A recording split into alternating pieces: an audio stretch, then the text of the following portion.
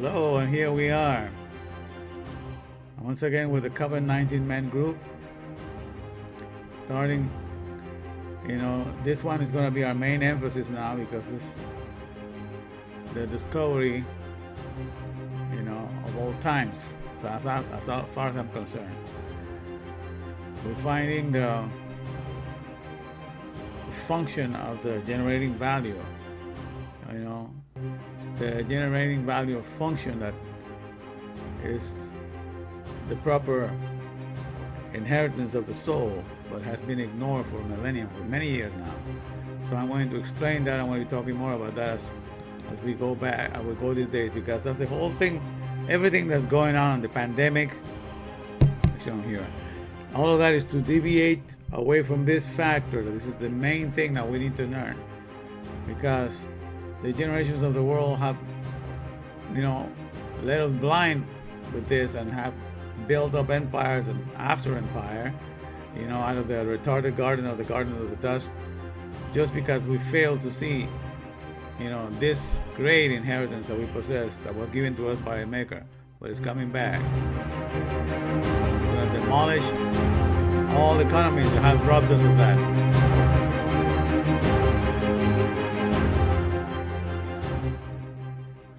We're going to turn to Isaiah 59 verses 18 and 20, as it said over there. It says, according to their deeds, according he will repay fury to his adversaries and recompense to his enemies. To the islands he will repay recompense.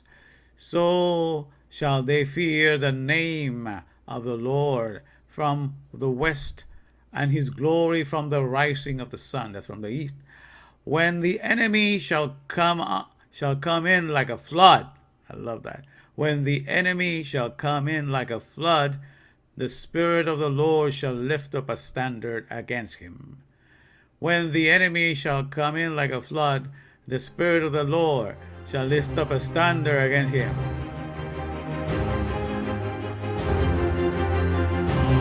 And the Redeemer shall come to Zion, and unto them that turn from transgression in Jacob, saith the Lord. That's what's coming down. That's what is here now already. So when the enemy shall come in like a flood, like there's a flood going on right now with the pandemic, and the war of Gog and Magog. You need to understand that in the scriptures, in Hebrew, Gog means roof, and Magog means the solutions of the roof. That's the battle of the broadcasting towers that are doing the noisome pestilence and bringing the world under with all kinds of lies and falsehoods. This is the war of Gog and Magog that we're going through right now. The war of the roof, the towers on top of the roof that broadcast the 5G technology, that are not only broadcasting news and false news and information, that are causing all nations to go and cave under. This is the battle that's going on. I explained to you that most of this war is conducted by words and falsehood, the noisome pestilence that's taking place. Okay, so in the midst of this pandemic, in the midst of this flood, when the enemy shall come in like a flood, the Spirit of the Lord shall lift up a standard against him, and the Redeemer shall come to Zion, and unto them that turn from transgression in Jacob, saith the Lord. All right. So we're going to look now at the ECHAD. So here we're going to quickly read, and then I'll have you just enjoy a little gathering that I had this weekend, this Sunday. I went out to eat over there at Cheesecake Factory and Temecula. And I had a wonderful lunchtime there. And I'll share a little bit of that portion because I managed to record a little message as well. So that's what's coming on next. But before that, I'll read this, what we're going to be looking at, as the days go by, and make an emphasis on, because this is the very thing that the elites, or the prince of darkness of this world do not want you to be aware of. But they have utilized this thing unaware of what is your value, and they're coming to the last one in which they're going to think that you're completely blinded to this, or they're just going to, completely take the whole value system out of you, which is properly ours, and just keep us looking that they are the ones giving it to us, and that's where they're mistaken, because that's why our Maker is so merciful. So ECHAD, it means one in Hebrew, and this is the word that we're emphasizing, ECHAD. And I say ECHADVAR because that will be uniting ECHAD with the bar, the one here. And that's one word. God uses one word. From the very beginning, he uses one word. The word ECHAD is the one that he has used to raise up all economists throughout all generations. Just that the soul has not been made aware of it at all times. But it's the one thing that the soul has. So I have the meaning for each letter. Ech is Aleph, this one here. Het or Chet is this one, the wall. And the Dalet is this one. So together it means the strongest of defense and management. So I put all the possible things for each line is each letter. The first line is the strongest and most fortifying. Then Het is well defended, protected, and secured. And Dalet is management or administration. So ECHAD means the strongest and most fortifying, well defended, protected, and secure management or administration of the business or an economy. And then I explain here, this is the inherent symbiotic phenomenon of the value generating function of the soul. Let me emphasize that again. This is the inherent symbiotic phenomenon of the value generating function of the soul. The moment our soul apprehends and comprehends a wholesome word in all of its fullness, that's what happens. Okay, when I first was studying this word at the beginning, I understood the meaning behind each letter, and I thought, where can you find the maximum secured administration? Something that represents that in this word and gives value. The maximum or the stronger secure administration, I thought for a minute after pondering upon it, the different scenarios in this world. And then I realized what brings value to a company, is the exclusivity of a product, right? Let me get back here. All right, the exclusivity of a product. And what makes a product exclusive, okay, is the patent office. And that's exactly what the patent office is a maximum secure administration or governance, because they protect the intellectual idea of an entrepreneur, of a maker or creator. They give that idea the maximum secure administration or governance, so that anybody tries to steal this, they have the full weight of the law to go after people. And all countries seem to honor this. So that's what I realized. And that's really what gives value to the product of a company, is because they honor that part there, So the value resides in the exclusivity of a product, that to which you have the rights of that exclusivity. So it's the exclusivity of a product to which you have those rights that make you generate value for your company. But that's just on the surface. Because when you take it in deeper, just having an idea, stored away in the patent office, and they have a locked in key and everything locked in there, does not make your business operate. What needs to happen for your business to function is that wholesome word, that a manual that you have entrusted to the patent office. You finally have to give it to your employees that you hired that have a soul. And when they assume, when they apprehend and they comprehend all that manual for that product or service, then that soul automatically, because it now is full of that word, that wholesome word and all of its fullness, then automatically it does the value generating, the value generating function, because it allows your company to perform, to create, to render the service, to create the product, and so forth. And the economies of the world run on this plain factor, that is, until the word of the fullness of the meaning of any product or service is inside of our soul, that company ain't going nowhere. So obviously, value resides in the soul when it has the fullness of a wholesome word. That is what your self-esteem is all about. That makes you worthy. That's what the companies hire you for, because this is this inherent symbiotic phenomenon that occurs. The moment that we are filled with a wholesome word, then the soul becomes has this value generating function, because it allows all things to work. So it is in us. We are the goal. We are the value of everything. Without us, the 99% that carries all that knowledge for all the economies of the world, they wouldn't be nothing. But they don't want you to know that it is you that is what's valuable. That is you the backup of their company. They just paint all these figures that value resides, in the gold bars, in the printed money, which is nothing but monopoly. The difference between monopoly and this money, the nation is a fancier printer, that's all. But the value behind everything that allows economies to run is the knowledge of the wholesome word that has been deposited on the soul. So this is the inheritance that I'm bringing back to the soul, and that's what's going to devalue all economies, because this is what they've been trying to rob you blind, millennia after millennia. But no, not anymore. The Lord is bringing back this reality, so all of us can be liberated, and we know what's inheriting ours, because God was not inventing any patent office to put his Torah in it. We were the place, because the soul automatically, the moment we inherit the fullness of a word, we would have been defending his character and projecting it everywhere we went. We had the Torah in all of his fullness and meaning. So when we did not want to do that, God did not want to create a patent office and reserve it there. No, he still insists that we are, because the Creator does not lie. And if we abandon his economy of revealing his character, all the other nations have taken advantage of our ignorance, and they have built their own little things, out of the, piles of dust, and we become that soil, that gives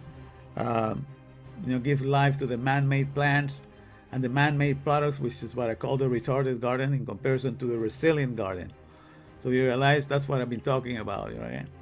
So, but this will no longer happen, because the ECHADVAR, is going to be our true inheritance.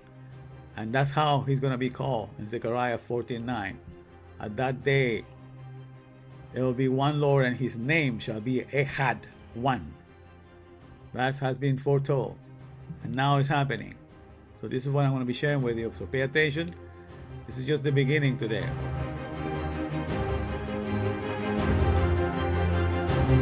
Shema, Yisrael, Adonai, Elohenu, Adonai, Echad. Shema, Yisrael, Adonai, Elohenu, Adonai, Echad.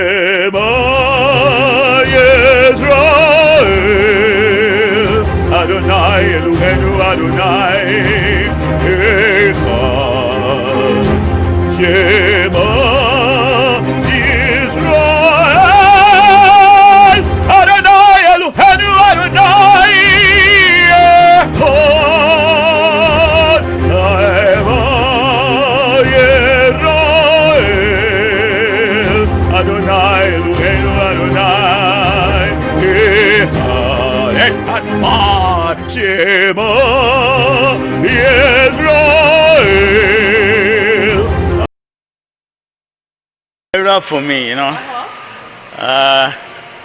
Especially that, the famous prayer that the Jewish people recite twice a day, six.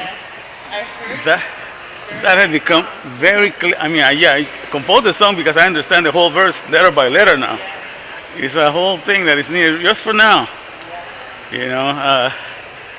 That word, ECHAD, is actually the key to returning the value of the economy to us and take it away from the world, because we are the ones that bring value to everything.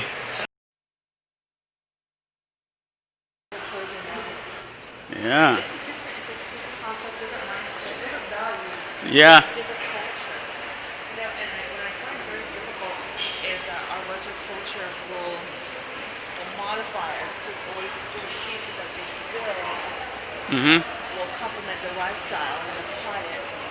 Whereas the rest of the message and the rest of the guidelines and principles Yes. have been forgotten.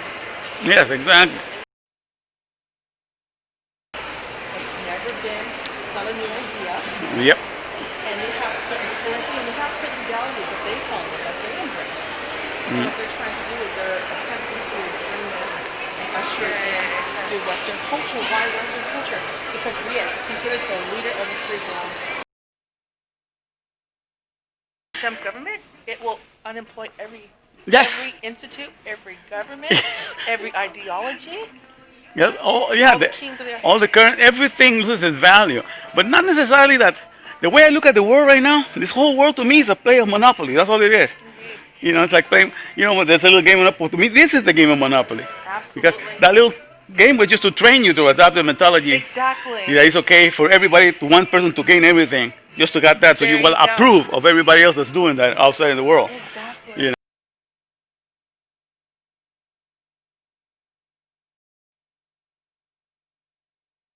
This is my little plate, kind of small, but And what does the muse get? What is that? What do you call it? Chicken? Chicken, huh? That's avocado. Look at that. Ooh, yum, yum. It is a royal salad. Ah, that's what it's called. Yeah, look at this mashed potatoes, corn. Yeah. Sounds fun. All right, so here we are, this lovely place today. I'm celebrating Independence Day after Independence Day. So it's July 5th and it's a Sunday. All right, so I'm here. We came to the Cheesecake Factory. Yeah, we came to try this out. Yeah, here my camera person today is Alexandria Zonal. She's doing us a favor. She's also going to read the scripture that we're going to talk about a little bit. That found in Deuteronomy chapter 6 verse 4. And what we're going to talk about is going to talk the new standard, okay? And it's not really new, but it's going to be new in the sense that you're going to understand. But being the only standard of value ever, even though it had been stolen from us from time to time, but it's the only one that has run all the economies in the world. And it's found in this famous verse, Deuteronomy 6:4, which we're going to hear the lovely voice of Alexandria right now reading it for us. Hear, O Israel, the Lord our God, the Lord is one. That's as simple as that. Hear, O Israel, the Lord our God, the Lord is one. And in Hebrew it's Shema Yisrael, Adonai Eloheinu, Adonai Echad. Okay, so it's only 6 words like that in Hebrew. And it explains in there what the understanding that I receive now is to, the understanding is to the meaning of it, and we're going to go letter by letter as much as we can. And the reason why it's important in the Bible for you to understand. I'm going to put it here, so I have to put it in here for a second. Here is the whole thing, and it starts from here, and it goes all the way to here, because that's how you read it in Hebrew. You don't read it from here to here. And it starts from here, and it goes all the way there. And here is each letter. 1, 2, 3, 4, 5, 6. And this is Shema. All right. You can go. Yeah, perfect. You're doing perfect. You can do whatever you want as long as we can get the stuff. So we're looking at Shema. That's the first word, and Shema is here. Okay, and it's composed. These letters are found in the pictographic Hebrew. Okay, and the first one, it's front tooth, the 2 front teeth. It talks about the mouth, Shen. Shema comes with Shen, and it's the front tooth. And that's the whole idea. The function of that is to consume and to eat, okay, to absorb, to devour, to hold tight to. Because when with your front teeth, you can clasp onto something. So you hold tight, you consume. And then the next letter is mem. Okay, mem it stands for waters. That's the letter M that we know, and it's for waters. Anything that has to do with liquids. Okay, and I like to use the word solutions because a solution is a liquid, but also offers a remedy. So I like the word solutions, the best way to interpret that, solutions. And then this is the eye, the picture of the eye. That's something that needs to be observed, or needs to be watched, or needs to be kept. So when you listen to the word Shema, which means hearing, or hear, you hear Israel, hear, what has to happen for the function of hearing to take place? This thing has to consume words. You know, you have two places to consume words. And the nice thing about the ears is that they're safe. They're never going to eat the earth. They can only consume words. That's the beautiful thing about the ears. They cannot consume anything else but words. Okay, and we've given two. All right, so we can consume better the words. We can consume in stereo, if you please. Okay, so it says it's the consumption or the devouring of the solutions observed. That's what hearing is. You hear the solutions that are being observed and are being kept. That's when you hear something. At the beginning, that's what we have with God, the fellowship of hearing. He was teaching us the words, he was telling us what everything was, and we were hearing and listening and following. Because everything had a purpose for revealing the character of the Maker. The trees reveals a certain portion of his character. The insects, everything reveals a certain portion of his character. There's marvels that he has hidden in everything in creation. Okay, so all we have to do is just listen. And we would be learning wonderful things, you know. But the thing is, we did some consumption already, but not of the ear. We did consumption of the mouth. You know, that's when the fall came. You know, when Adam and Eve consumed the tree with the idea, with the notion that consuming this tree was going to give you certain knowledge to become as good, as God in knowing good and evil, in having that discernment, in deciding what is functional and not functional. So as a consumer, you became a consumer that's going to decide by your own consumption what thing is good or is not good for you. And that's what we are in this world. We go and consume products, we look at them and we want to buy them. This product is good, this is good quality, and it's all based upon the eye. And all we know what to do for that product is just to use it and abuse it. We don't know how to make it. But that's the thing of not hearing instruction. You know, just to consuming the thing. So that's what Shema means, to consume the words of the observations. And then the next word is Yisrael. Okay, Yisrael has to do, you know, and that has the little hand. That's Jud. In the original, in the Hebrew now, it's like a little thing on top. But in the original pictograph was this little arm with a little hand. Jud, it represents the labor or the work. Okay, and then is okay, and the teeth again of consuming, the work of consuming, and then we have the resh. Okay, the resh, the aleph, and the lamed, and the resh is the head. So the resh are like the rules, the one that is on top, or being the head, the rules of the rulers, you know, and the aleph, the head of the ox, is strength or strong, and the lamed is instructions. It's like the shepherd's staff for guidelines, the one that give you directions. So when you put it all together, the meaning of Yisrael just means prince with God, because El is God, our leader. You're a leader with God. And then, but if you spell out each letter, it just means the work of consuming, the ruling, the rules that strengthen, you know, of the strengthening instructions. So that's the whole word means. The work of consuming the rules of the instruction that strengthen you. So that's the meaning of it. You know, that's the whole thing, you know, the word Israel. They do the work of consuming the rules, you know, that is strengthening, you know, that give you fortification, because they were chosen by God. Jewish people were chosen to be the light of the world, the or, okay, to teach us, you know, the Torah and bring us to that. So then the next word that's when it becomes Yud He Vav He, you know, which we translate Adonai in Hebrew, or, you know, or Lord when they call it in English.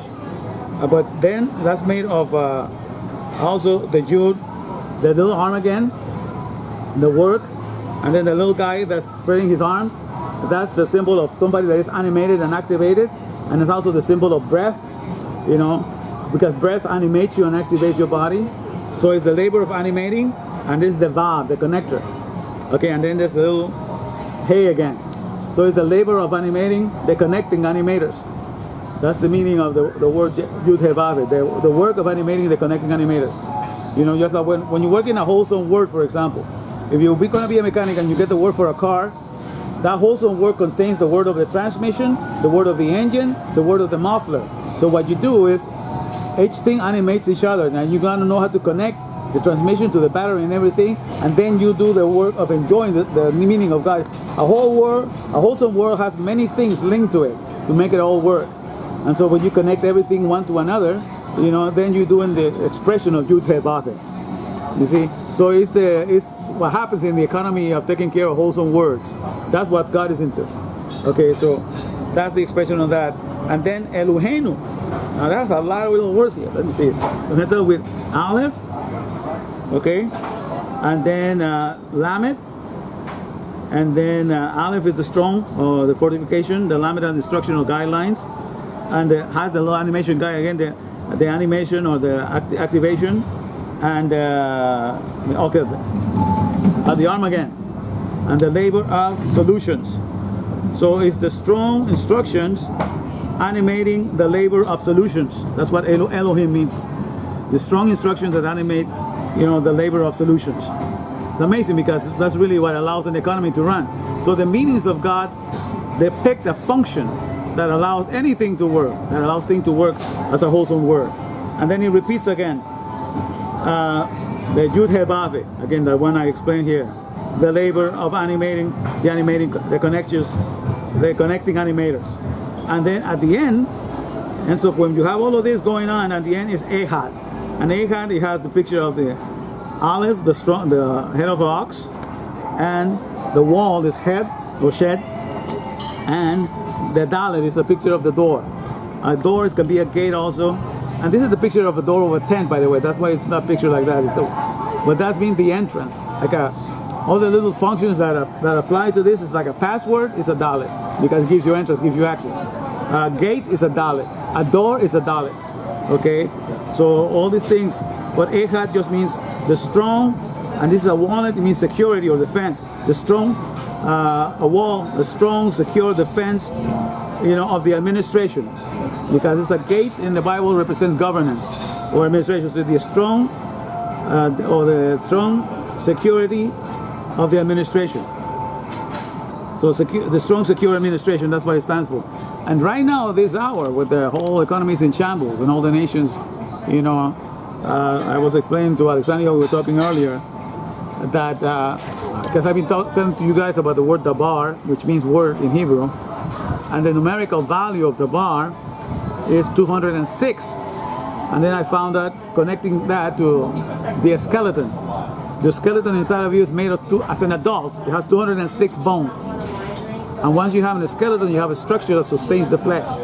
And that's all you need to depend on what is inside of you to be sustained. But it's interesting, there's a verse in the scripture that it talks about the valley of bones. Okay? That it talks about the area, the time in which the scripture was left stripped of all its meaning. And the time is coming back now in which the meaning of it is coming back, and that's when all the bones are attached. Okay? Because then the scripture can be explained the way it's supposed to be explained. And so that's the understanding that we have here on that one.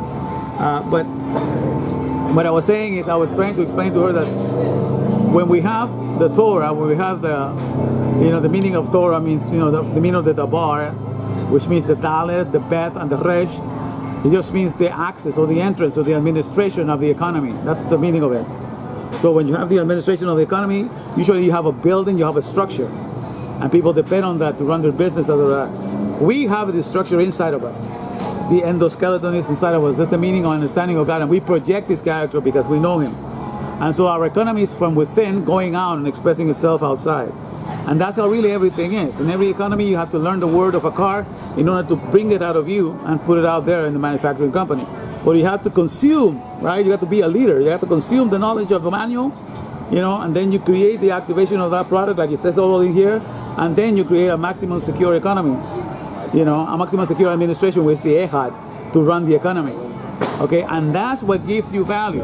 I'm gonna get more in depth in that when I get to my house. I'm gonna add to this stuff, but I wanted to explain this here in the restaurant so we understand the meaning behind each of the words in here. So the thing is, after you do the work of consuming the words, of becoming a leader, and doing the work of activating everything on the solutions. It's all about working with words, of wholesome words. The Bible is all about the administration of wholesome words. It doesn't deal with word just as as a echo chamber, just so you to know the word, the sound of it. No, you got to know the sound, but the meaning and the definition of it. Then you are able to project what the word is. It's not to you just about getting to know what a car is, so you can look at the picture of one that's made out of the dust and then get that one, because that's nothing if you don't know how to fix it and keep it running. You're only a consumer. If you're only a consumer in this world, you are only here to do away with everything because you don't know how to put it and assemble things together. But this whole idea here is that when you do all of this, when you keep things together, you do the ECHADVAR, that I call it. That's the strong, secure administration of the economy. And that's why you hire people. Every person that hires you to work is because they know that the soul, once the soul inherits the instruction of how to take care of a product and service, what are you going to do for that company? You're going to do the strong, secure administration of that business. And that's what the ECHADVAR is, what gives value to you, and the company knows that because you are able to do that, their company will prosper, the products will be sold, the products will be made, the service will be rendered.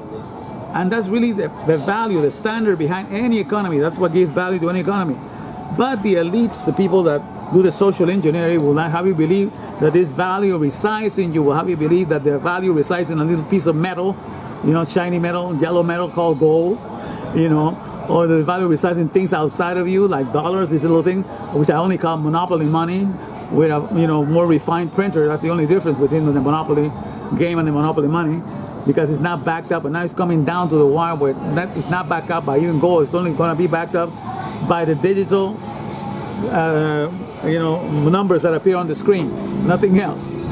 Okay, because we don't even have enough paper money right now. If everybody went to take out their money out, we don't have enough paper money to give everybody what they really have, because they depend on the digital screen now.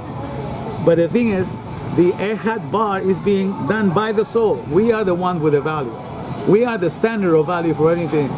But these people have managed to steal this away from us. But that's what's coming out very clearly now.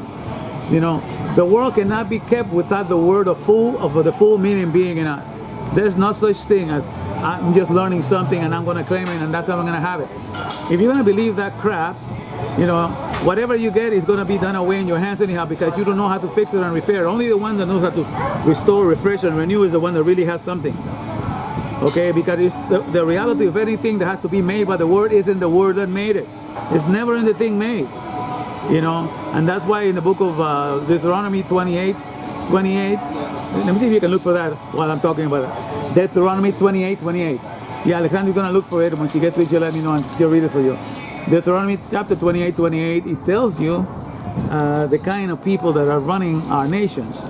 They claim that they are what they think is MBA, but I won't tell you what the MBA that is ruling the nations right now.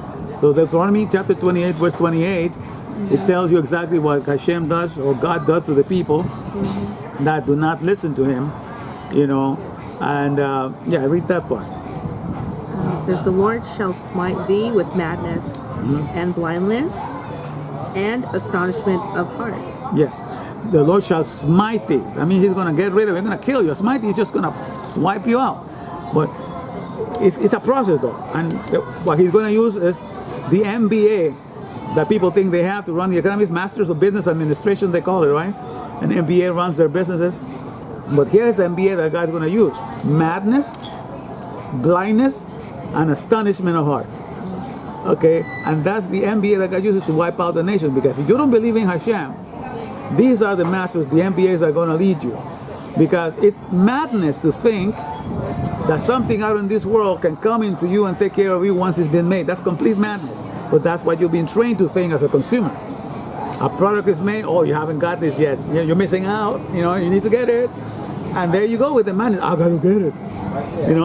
I'm not in sync with the times. I'm not part of the in crowd if I don't get it, And you're convinced. So there goes the madness, and blindness. You have no idea what's going on. Like right now, people have no idea what's going on. They don't know, what the future awaits for them. They don't know if they're going to have a job tomorrow. They don't know if the economy is going to get any better. you're hanging on a thread. Everything is an astonishment. That means everything scares you. Everything startles you. Oh, now this, and you can see how people go with that. Okay, now July is coming. Now look at this. So we see tornadoes, all kinds of stuff, and everything is to keep you all startled in astonishment.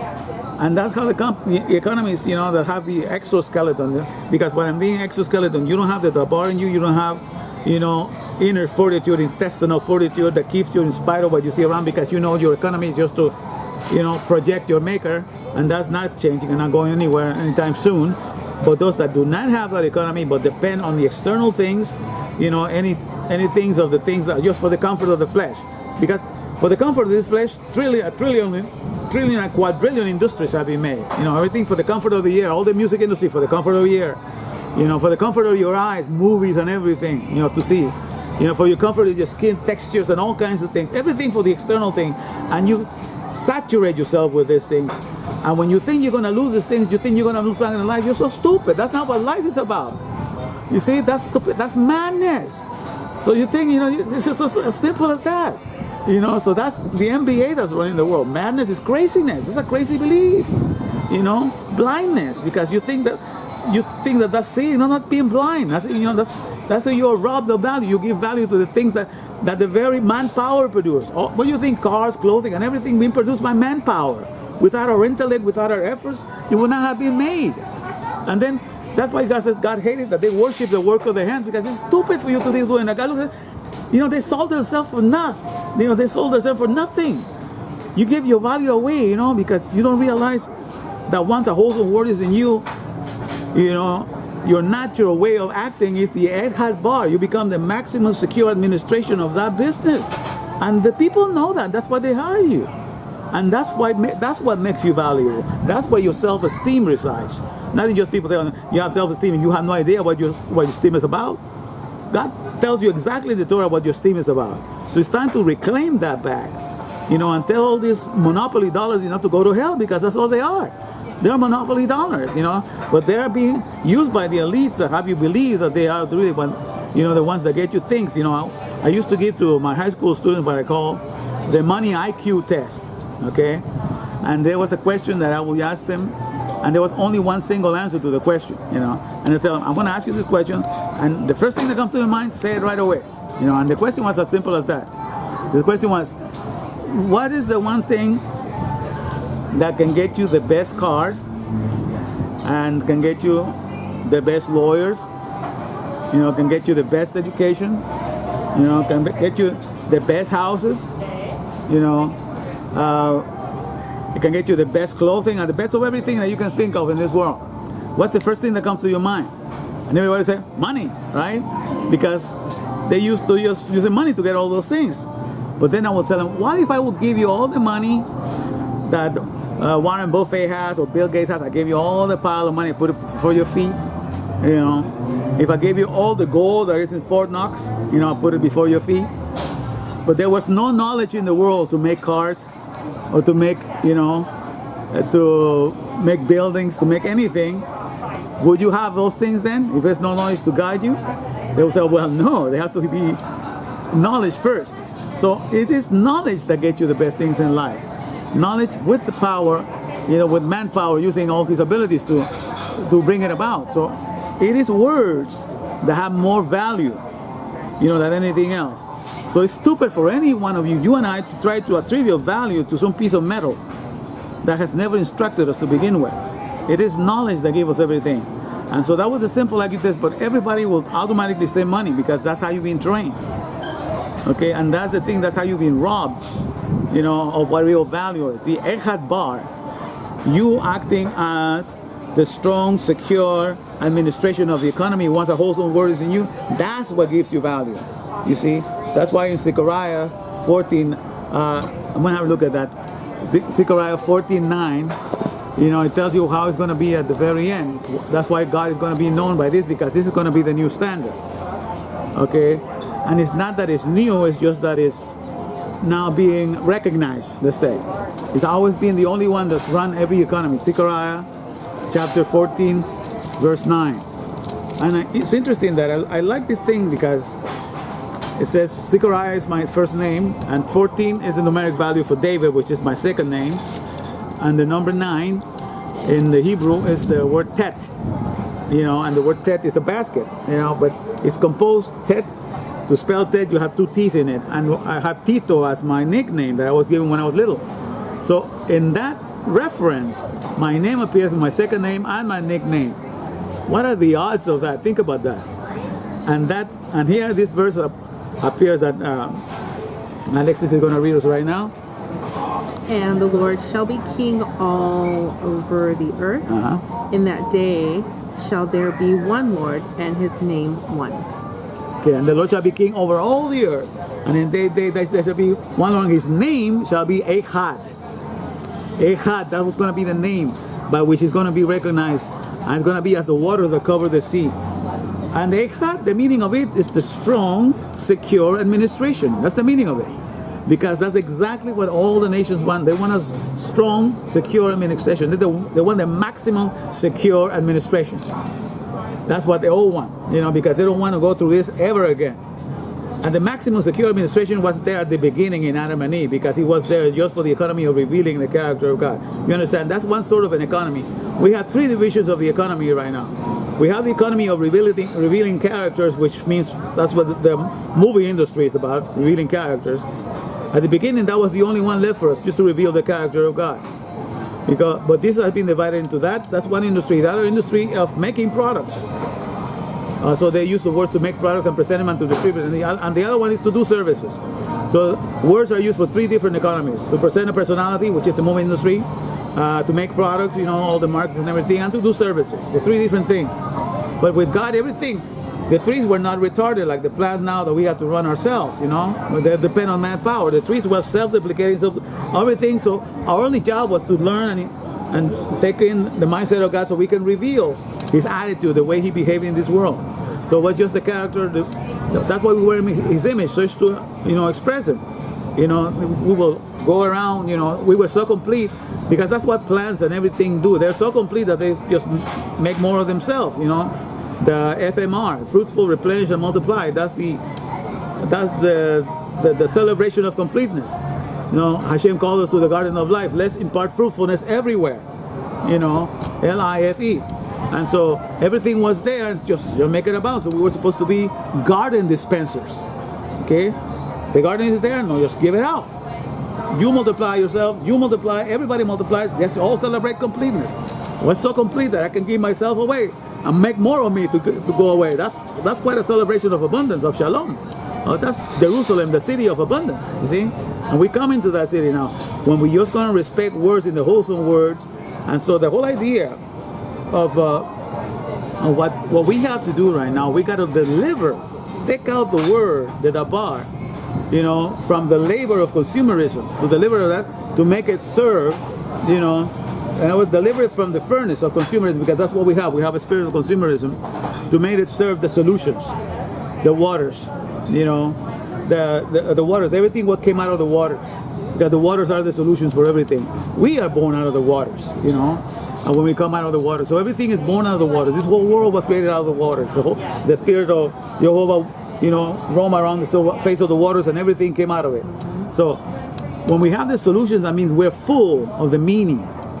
We have meaning for everything. We inherit words with the fullness of its meaning. And therefore there's an abundance. You do your parts that you know well, and we all share in that abundance. And that's why there's no war when there's abundance. When there's lack, that's when the wars exist, because people are trying to, because they've been taught for one thing that certain things are more important than what you have inside. So the outward economy, the exoskeleton becomes what you depend on. And that's what sadly is happening right now. You don't have inner stamina. You tend to depend on the structure outside, and all these economies that are outwardly expressed by the things outside, when those things are being yanked off of you, then you get all nervous like people are right now. But let's get back to the ECHADVAR. That's what people really need, and that's what you're going to have. And that's what's coming down the pipe. So the word is no longer going to be a slave to those that want to be using it as an echo chamber, and therefore they have what I like to use the word wombi, because zombies eat the flesh.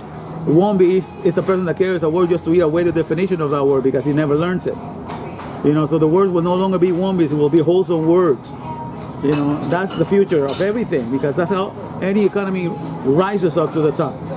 That's what righteousness is really about, when you keep the whole definition of something. Okay, and that's what is coming. So that's really what the meaning of a Messiah does. That's what a Messiah does. A Messiah takes out the word from being slave in the spirit of consumerism, and it puts it in the spirit of wholesomeness. Because once the spirit of wholesomeness is, then everything is going to work as it's supposed to be. That's what any person that hires any person to work for a company does. It takes a consumer that's slave to use. Let's say you're going to work for a PlayStation company. You love, I love PlayStation. You know, because you play the games, you love them, but you don't know how to make a PlayStation, right? So the person that hires you to make PlayStations, they take you from being a consumer of the benefit of that. Okay, you were a slave just to be a consumer of it. You bought the games and all of that, but now you're going to be a producer of it. So you're going to have the wholesome word of PlayStation, and now you're going to create a whole bunch of PlayStation. You see, and that's how you become the city of abundance. You know, instead of being the garden of lack. So you know, you are the garden dispenser instead of being a garbage disposal. A consumer is only a garbage disposal. He only eats away all the product and benefits. And this nation and all the nations have been trained to just be happy to be consumers or garbage disposal, or to be a furnace or to consume it. You know, but you need to be in the solutions. You know, renewing, restoring, and refreshing. That's all the process of being in the solutions. And that's what's coming back. And that's basically, you know, as simple as that. But I challenge you to tell me otherwise. That's the only thing to me that has ever brought value. But many times people have been not told that's the case. But that's exactly what the case is.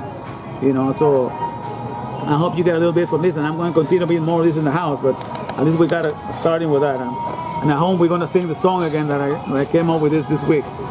So I'd like to thank my camera person today. Thank you, Alexandria. So you can turn it off there. Thank you.